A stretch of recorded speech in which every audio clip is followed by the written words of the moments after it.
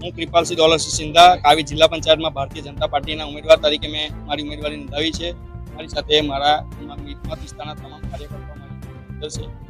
સારી એવી સંખ્યા હાજર છે. આપે ઉમેદવારી નોંધાવી છે, વાત સાચી છે, પરંતુ જ્યારે ભાજપની પ્રથમ યાદી આવી ત્યારે કલ્યાણી ગામના પિયુષભાઈ પટેલનું નામ ચાલતું હતું અને પછી રાત્રે આપણું નામ જાહેર થયું હતું. આ બાબતે આપનું શું કહેવું છે? એકચ્યુઅલી યાદી આવી જ નથી, પણ ટેલિફોનિક કંઈક જણાવ્યું છે. અમારી પાસે એ કોઈ પરફેક્ટ માહિતી છે નહીં.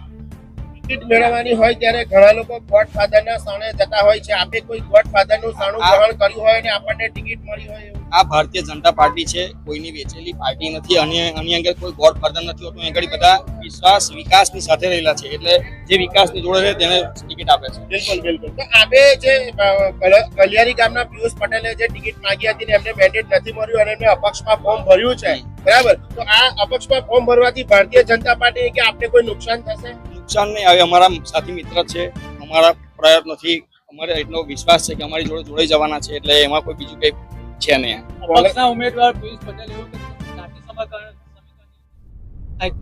એવું છે કે અત્યારે પેલો કેવું ગેસની બોટલ ફોડે એટલે થોડો ગેસની એમનો થોડો આક્રોશ છે. આક્રોશ અમે સમજી શકીએ છીએ, પણ એ 2 દિવસ પછી તમે આ સીટ પર 35,000 વોટ પટેલ સમાજના છે. પિયુષ પટેલ એવું કહે છે કે ભારતીય જનતા પાર્ટી 35,000 વોટનું નુકસાન જવાનું છે, કારણ કે મેં અપક્ષમાં ફોર્મ ભર્યું છે ને હું જીતવાનો હતો.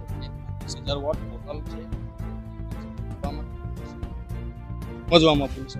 30,000 વોટ પટેલ સમાજ ઇતર બધા સમાજના વોટ છે. કોંગ્રેસ બાબતે આપનું શું કહેવું છે? કોંગ્રેસ તો હવે એની કોઈ વાત જ કરવાની નથી, કારણ કે વાત કોની થાય છે? સારી પાર્ટી તેની વાત થાય. અમારા માટે કોંગ્રેસની કોઈ વાત જ છે